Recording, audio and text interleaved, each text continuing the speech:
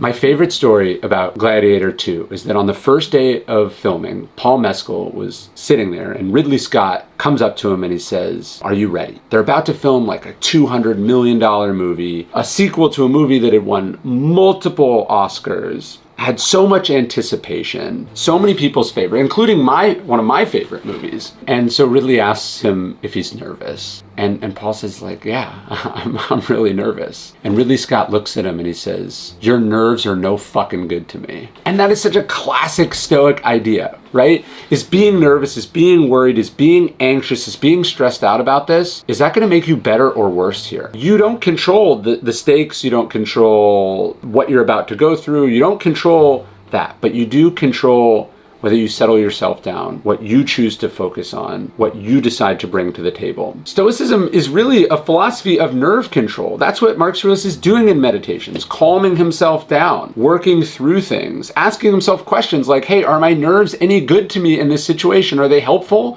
or are they harmful? Really, the first two virtues of Stoicism, courage and discipline, are about precisely that. Putting yourself in scary situations a lot so they're not so scary. Reminding yourself that, hey, I gotta focus here. I don't have any spare energy to spend on worry, spend on looking backwards, extrapolating out on the future. I gotta do this thing in front of me. I have a little note card next to my desk right here from the choreographer Martha Graham. I wrote a quote from her I love. She says, "Never be afraid of material. The material knows when you are frightened, and it will not help." When I sit here and write, I know that being nervous, imposter syndrome, doubt, all that shit, it's not gonna help me do the thing. The thing is hard enough. I wanna bring my best self to that.